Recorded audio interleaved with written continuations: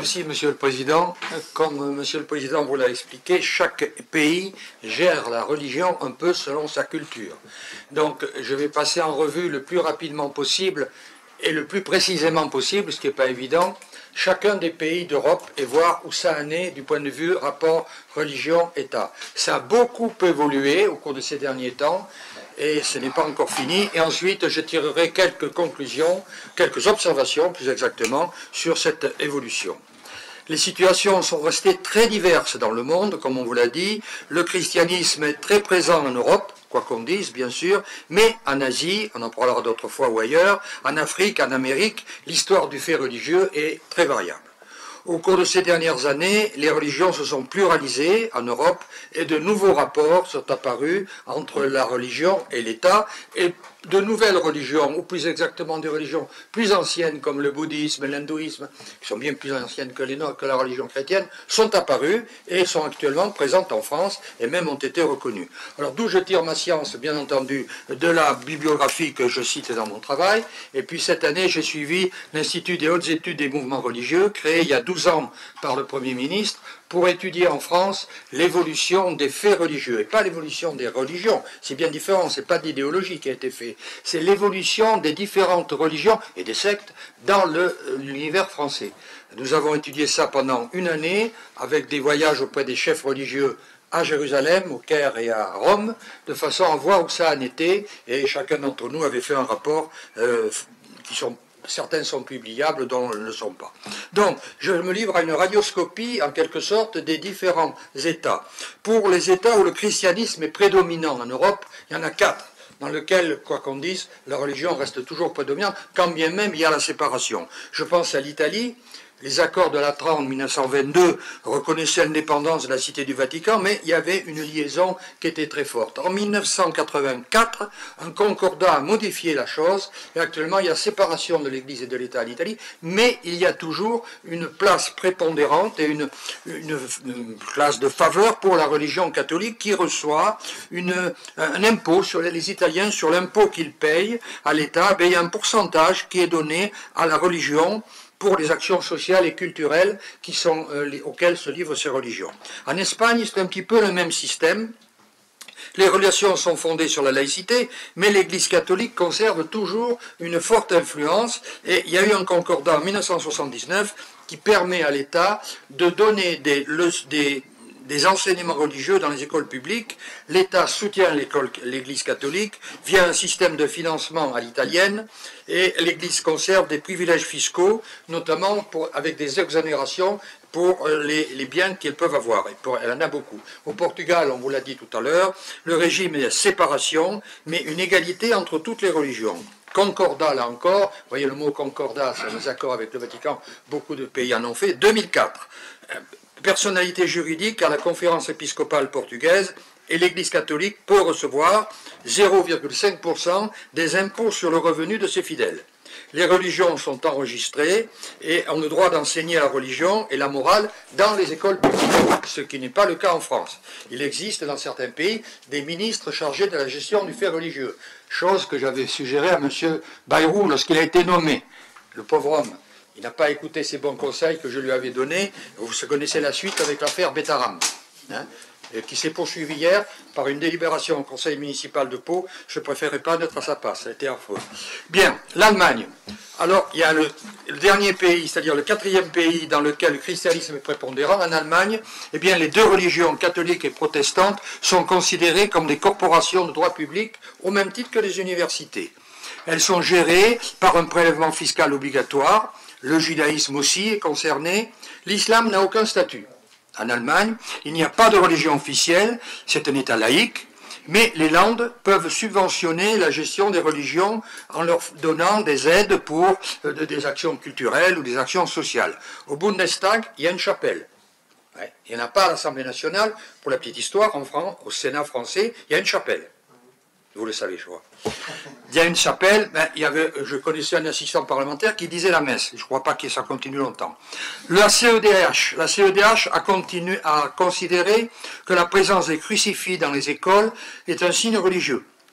Mais elle laisse une marge d'appréciation très large à l'État et aux Landes. Maintenant, les États laïcs. Il y a 2 États laïcs en Europe, pour être clair, 2, la France et la Belgique. Alors en France, on l'a dit tout à l'heure, la loi de 1905. Cette loi de 1905 établit ce fameux principe de séparation, principe constitutionnel qui garantit une liberté absolue, une liberté de penser. Mais ceci est à géométrie variable. Quand vous voyez autour de vous, vous voyez quand le pape est allé en Corse cet été, Monseigneur Bustillo l'a bien reçu, mais il y a des textes religieux qui ont été lus par des élus locaux. Donc, où en est la laïcité? Bien, vous savez qu'il existe des aumôniers dans les prisons, les lycées, les hôpitaux, les casernes, pour toutes les religions reconnues. Est-ce qu'on est toujours dans le domaine de la laïcité? Vous voyez que c'est une laïcité à géométrie très, très variable. Bien sûr. Est-ce qu'un préfet peut représenter l'État dans une cérémonie religieuse? Oui? Vous dites oui. Mais il y en a qui disent non.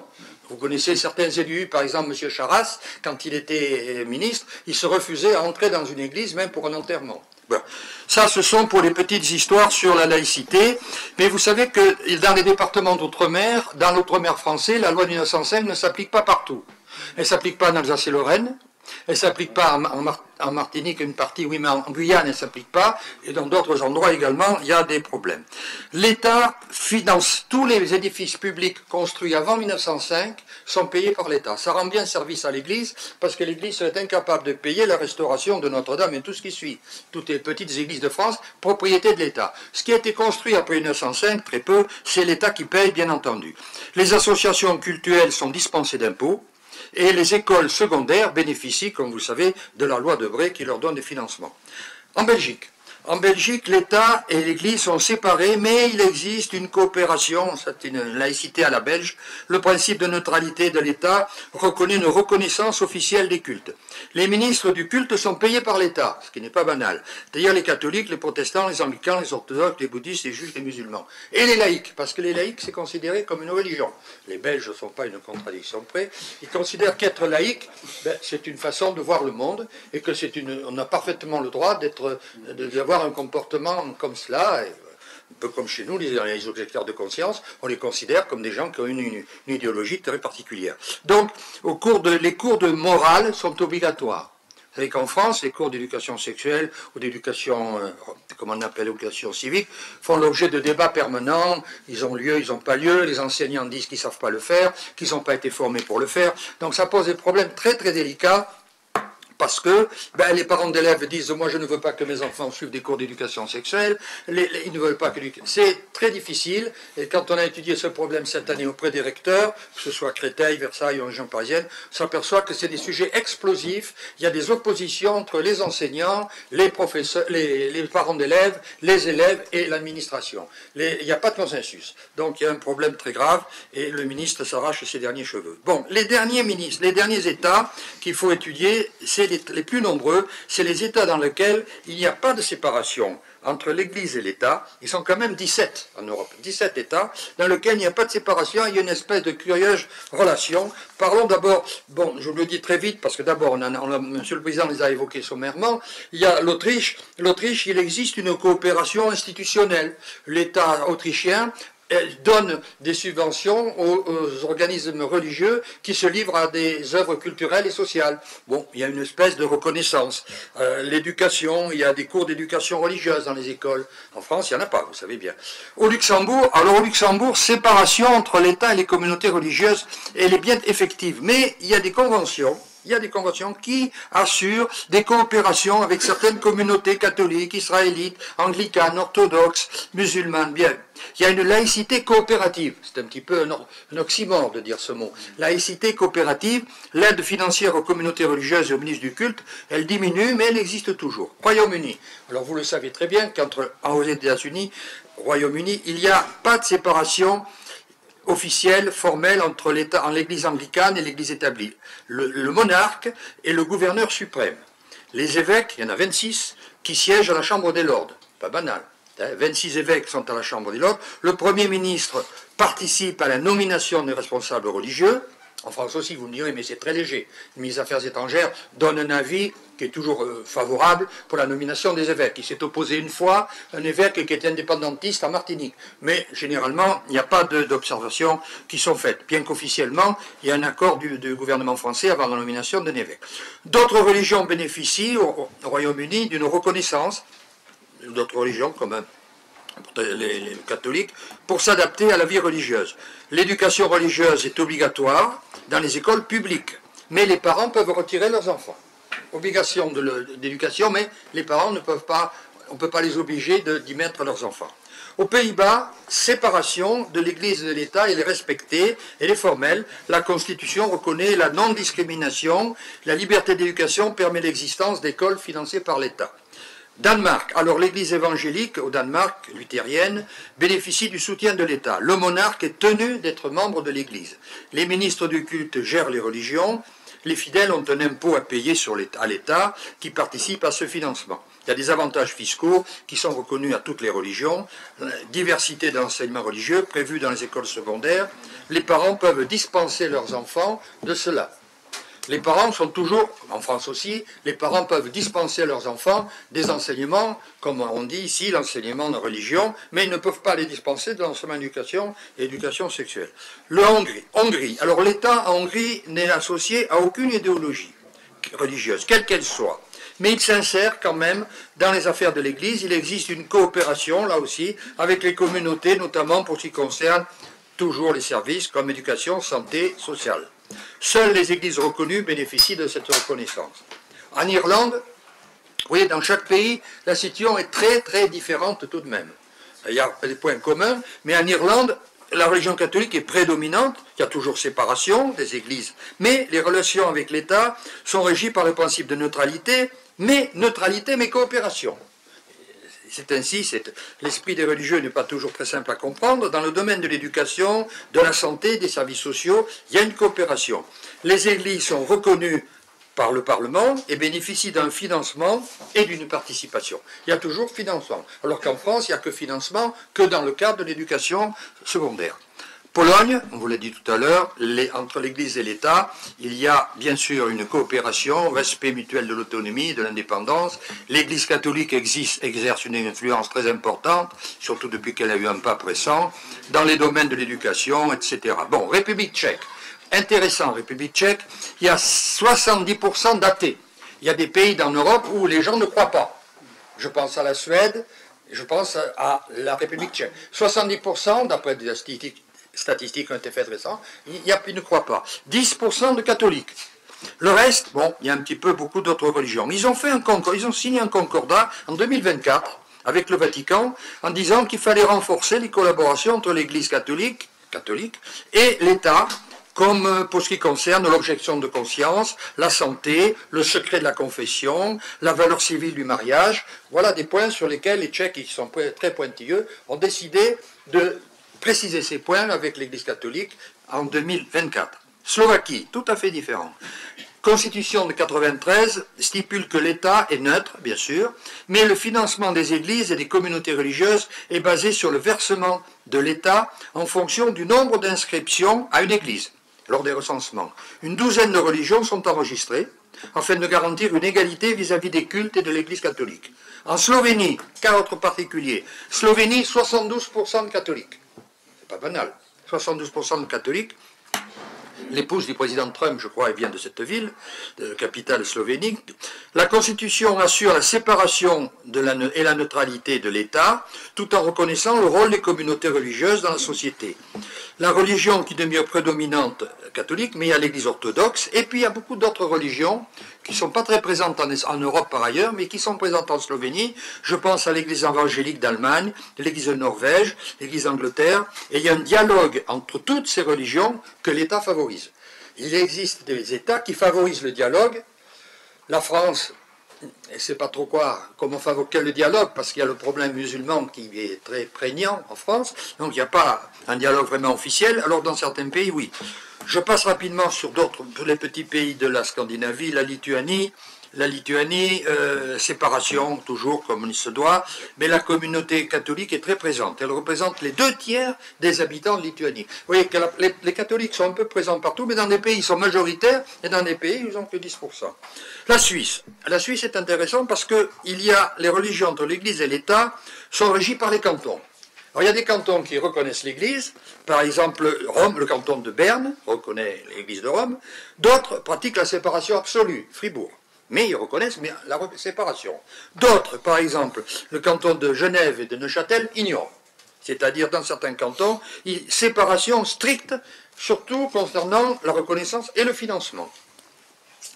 Petit pays, Malte, la relation entre l'Église et l'État, évidemment, à Malte, sont étroitement imbriquées dans la Constitution, c'est prévu. L'Église catholique a un devoir d'enregistrement moral, d'enseignement dans les écoles.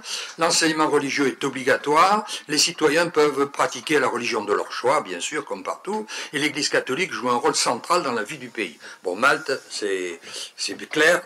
En Suède, là, l'intérêt de la Suède, c'est que c'est le pays de l'Europe où il y a le plus de personnes qui ne croient pas. C'est-à-dire que pour eux, l'existence de Dieu, c'est une fausse question. L'Église luthérienne est la religion d'État jusqu'en 1999, séparation de l'Église de l'État. Ce sont des religieux, des civils qui gèrent les problèmes religieux, ce qui n'est pas banal. La direction des cultes est assurée par le ministère de la Culture. Et pas de réglementation sur le port du voile et des signes religieux. C'est l'un des pays du monde où il y a le plus forte proportion de non-croyants, je vous ai dit, mais la présence musulmane est très forte. Dernier pays intéressant, parmi la vaste radioscopie à laquelle je me suis livré, la Turquie. Alors pourquoi je l'ai mis dans l'Europe? Il y en a qui la mettent dans l'Europe, c'était au Quai d'Orsay, on la met dans l'Europe, donc je ne vois pas pourquoi elle ne serait pas étudiée dans ce cadre-là. La laïcité est une mention juridique sans portée.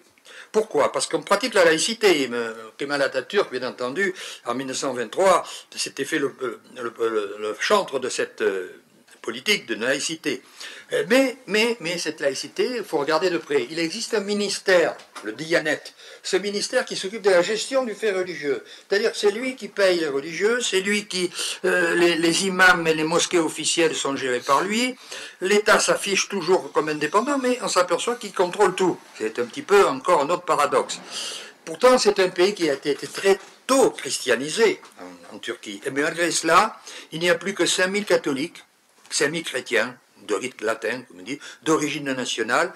L'ensemble de tout pour toute la Turquie, il y aura à peu près 50 000 chrétiens. Ce sont des chiffres qui méritent d'être évidemment vérifiés, mais c'est ce que l'on cite habituellement.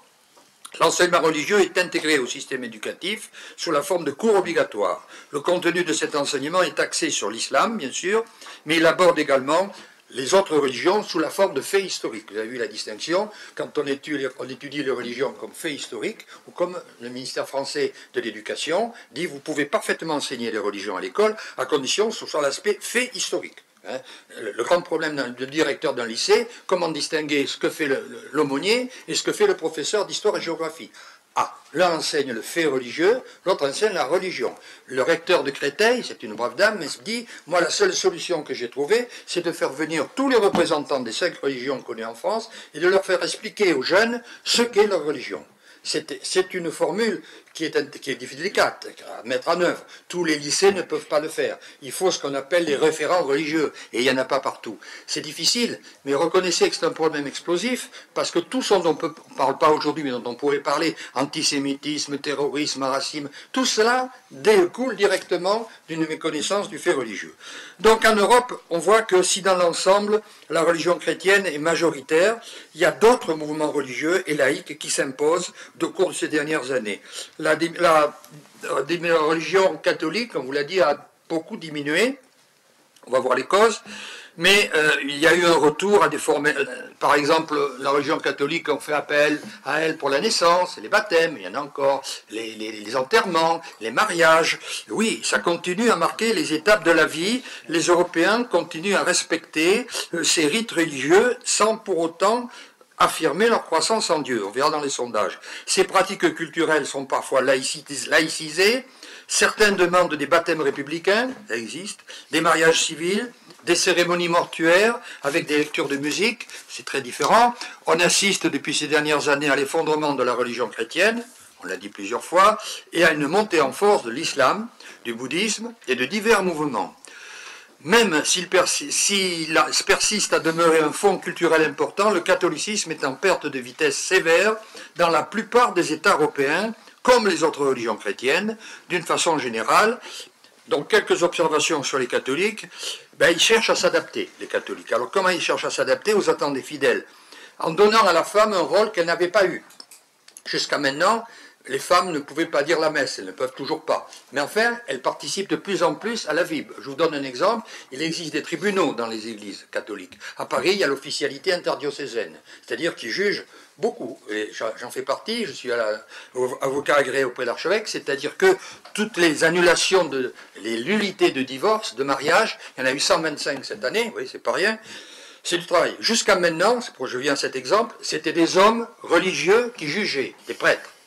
Depuis quelques années, ce ne sont plus des hommes religieux, ce sont des dames, et il y a des hommes aussi, des dames non religieuses, qui peuvent parfaitement être juges à l'officialité. Vous voyez, quand même, c'est un changement psychologique très important. C'est un petit exemple, mais c'en est un. Les catholiques sont les plus affectés par la baisse de la pratique religieuse. Pourquoi? Le taux de baptême a baissé de 80 à 40%. En quelques années, depuis 1975 à 2024, a baissé énormément, le taux de baptême s'est effondré. Vous allez me dire, depuis cette année, oui, la presse nous a fait part que depuis le Covid et depuis ces histoires-là, il y a eu un retour des baptêmes. Il y a eu cet été, la statistique fait apparaître des baptêmes d'adultes surtout, une remontée d'adultes. Mais est-ce que ça durera? Je ne sais pas. 80% des Américains disent qu'ils croient en Dieu. 50% des Européens disent qu'ils croient en Dieu, d'après les sondages. 10% vont à la messe. Ce sont des chiffres qui font apparaître quand même une grande différence par rapport aux années passées. Maintenant, en géopolitique, si on regarde les autres pays, quels sont les pays où il y a des catholiques maintenant? Si on avait eu ça, on aurait tout de suite deviné quel pape aurait été élu. Eh bien, c'est facile. Les pays où il y a le plus de catholiques, c'est la République, proportionnellement. République du Congo, les Philippines, le Mexique, le Brésil, les États-Unis, le Nigeria, la Colombie, l'Argentine, l'Angola et la France. Elle se situe au 25e rang. On ne peut pas élire un pape qui est élu au 25e rang des catholiques. C'est logique. Lorsqu'il y a eu le conclave, qui a duré 24 heures, le débat était vite fait. Mes chers collègues, nous avons des problèmes administratifs de gestion très graves au Vatican. Nous avons un candidat américain, il a été élu dans l'heure. Bien, devant divers facteurs expliquent ce changement. Mais le système éducatif s'est déconfessionnalisé, c'est-à-dire que le système éducatif s'est détaché des religions. On s'en assiste à l'urbanisation, à l'autonomisation de la morale, à la disparition de la paysannerie, les réseaux sociaux, les scandales de pédophilie dans l'Église, la prise en charge par l'État de la société civile, la disqualification de la religion comme valeur de source commune, tout cela explique un changement. On assiste à un changement très profond, qui ne veut pas dire une disparition. Ça, c'est pour l'Église catholique. Je dis deux mots sur le protestantisme très différent. On assiste à des dynamiques différentes selon la région et le courant. Dans les pays du nord de l'Europe, la majorité de la population s'identifie, on l'a vu, avec le protestantisme. Dans les pays du centre et de l'ouest et du sud, le monde des pratiquants connaît une croissance en passant par exemple en France de 50 000 en 2010, 50 000 protestants en 2010. Nous sommes aujourd'hui à 75 000, c'est relativement peu important, mais c'est quand même notable. On est passé de 50 000 à 75 000 en 2024, et le nombre des lieux évangéliques est passé de 2 000 à 3 000. Ça n'étonnera pas ceux qui s'intéressent au monde évangélique et qui préoccupent beaucoup. Et j'ai suivi mes cours avec l'aumônier général militaire de l'église protestante et il me disait on est très inquiet parce que les évangélistes, c'est une forme de protestantisme bien sûr, mais qui pose beaucoup de problèmes à la religion, disons, traditionnelle protestante. Bien, l'orthodoxie, je n'en parle pas, parce que d'abord, c'est une religion dont va vous parler notre ami M. Platov, en dehors de l'Europe et de l'Est, du Sud, qui connaissent de fortes proportions de chrétiens orthodoxes, les pays d'Europe occidentale, c'est-à-dire nous, 2%. À peu près 2% d'orthodoxes qui viennent des pays d'Europe centrale, d'Europe de l'Est. Donc, il y a des églises, je vois à Bordeaux, il y a deux églises orthodoxes. Bon. c'est bien, mais c'est pas quand même quelque chose qui est un mouvement important. Alors l'islam est devenu, on vous l'a dit, la première religion non chrétienne en Europe, bien sûr. On dit que les spécialistes disent que 12% de l'ensemble de la population européenne en 2050 deviendra orthodoxe. 12% des Européens sont orthodoxes. Bon, très bien. Cette croissance résulte d'une population jeune avec un taux de fertilité élevé. Ces populations soulèvent de nombreux problèmes auxquels il convient évidemment de répondre. Tout d'abord, la proportion plus forte de musulmans se confronte avec le problème de racisme, problème de discrimination au travail, problème de logement, problème d'éducation, d'habillement, enfin, la religion, c'est une religion qui pose beaucoup de problèmes annexes et variés, bien sûr. Donc dans ce cadre-là, l'État essaie d'y faire face, mais ce n'est pas évident. Pour lutter contre cela, plusieurs initiatives ont été prises dans le domaine de l'art, du dialogue interreligieux, mais l'intégration des communautés musulmanes dans les sociétés européennes est loin d'être évidente. Et il n'y a pas de lien, bien qu'il n'y ait pas de lien direct entre islamisme et délinquance, on s'aperçoit que le fait que certaines communautés musulmanes soient exclues, ça favorise précisément la délinquance. C'est le problème à l'envers. Si les musulmans étaient mieux admis peut-être dans la société, peut-être qu'il y aurait moins de délinquance. Ça, c'est les sociologues qui parlent, c'est quand même une appréciation à regarder de plus près. Alors je vous disais, il y a de nouvelles religions qui apparaissent. Le mot n'est pas juste nouvelle religion, elles sont nouvelles en Europe, mais elles ne sont pas nouvelles dans le monde. Le bouddhisme existe, lui, bien 6 siècles avant notre ère. Alors donc, c'est pas nouveau. Alors, l'intérêt des intellectuels occidentaux a contribué à la diffusion du bouddhisme en Europe à partir du début du XXe siècle. Cette religion bouddhique est pratiquée par environ 20 millions de personnes en Europe. C'est pour ça que nous en parlons. Avec des communautés significatives en Italie, en Allemagne, en France et au Royaume-Uni. Cette religion se caractérise par une grande adaptation au contexte culturel européen et les personnalités les plus diverses, notamment ce qu'on appelle les intellectuels, y appartiennent. Il est vrai qu'on peut être bouddhiste et appartenir à une autre religion. On peut avoir les deux. La double appartenance est parfaitement possible. Notre ami, le Georges Clemenceau, qui est père de la laïcité en France, il s'affirmait ouvertement bouddhiste. Ça peut devenir choquant de s'apercevoir d'être pour la séparation de l'Église de l'État en disant « je suis bouddhiste ». Oui, mais il disait, oui, mais c'est pas une religion, c'est une philosophie. Bon, très bien. J'ai demandé au grand rabbin Corsia, j'ai eu la chance de pouvoir déjeuner avec lui, je lui ai dit, est-ce que vous êtes une religion, vous les juifs? Non. Alors j'ai été surpris, je failli tomber, vous n'êtes pas une religion? Il me dit, non, nous sommes une communauté. J'ai dit, qu'est-ce que c'est? Nous sommes conscients d'appartenir tous à la même communauté. Mais il me dit, vous avez des rites, des obligations, nous sont facultatifs chez nous, mais on peut parfaitement ne pas aller à la synagogue et parfaitement être juif et très, très conscient de l'être. Mais j'ai dit, ça c'est encore particulier. Oui. Donc, vous voyez, Georges Clemenceau, encore un original, qui disait, moi je suis pour la séparation de l'Église et de l'État, mais je suis bouddhiste. L'hindouisme, alors 2 mots sur l'hindouisme, il est présent depuis plusieurs siècles en Europe, mais il se développe à partir du XXe siècle, principalement à l'occasion des échanges commerciaux. Les communautés hindoues culminent à 1 500 000 fidèles en Europe, ce qui est peu, surtout au Royaume-Uni, il y en a. En France, ils sont 40 000. Est-ce que peu? Pas beaucoup, tout est relatif. Cette communauté s'intègre bien en Europe, malgré quelques tensions anti-musulmanes, parce qu'évidemment, les bouddhistes, les hindouistes et les musulmans, à cause des problèmes indiens et du Cachemire, sont en tension, mais enfin, ça peut aller. Dernier problème dont je n'ai pas le temps de parler, mais il faudra peut-être un jour qu'on imagine un débat là-dessus, les sectes. Alors, parmi nous, il y avait un spécialiste des sectes, c'est-à-dire le président Lamy Vilude, qui a remis son rapport il y a quelques semaines, 300 pages, pour l'année 2023, donc ça mérite quand même de regarder ce qui se dit. Le problème des sectes est important, c'est des religions qui n'ont pas réussi, comme disent certains, mais pour les sectes, il y a beaucoup de choses qui mériteraient d'être dites parce qu'il y a une grosse clientèle, il y a beaucoup de monde qui pratiquent, qui font parler d'eux, qui occupent les tribunaux, etc. Donc ne négligeons pas le phénomène sectaire qui peut être rattaché à l'étude de la religion. En conclusion, ces religions posent à l'évidence le problème des questions non encore résolues par les Européens, ou pour nombre d'entre eux, de comment réaliser leur relation avec l'islam. Alors certains disent, ce que disait Poutine, on lutte contre une religion avec une autre religion. Alors, certains en France disent le seul moyen de se défendre contre la religion musulmane, c'est d'approfondir les religions chrétiennes. Bon, jusqu'à maintenant, la méthode n'est pas forcément la bonne. Les défenses des lieux de culte est devenue une simple question de protection du patrimoine. Les paroisses catholiques en France sont devenues très rares. Si vous parcourez les campagnes françaises, rares sont les paroisses qui ont des curés. Dans le Massif central, moi, mon curé, il a 30 paroisses, 30 églises. Donc, je ne vois pas comment il peut faire. Qu'est-ce qui se passe? Ben, il ne peut pas. Il peut pas. Bon, est arrivé un évêque qui vient juste d'être nommé, qui a fait des études de droit avant d'être en vocation tardive à Tulle. Il dit, je ne sais pas comment prendre le problème. Il me manque 300 prêtres pour faire ce que je devrais faire. Donc, vous voyez que la population catholique, elle est véritablement aux abois dans ces zones-là.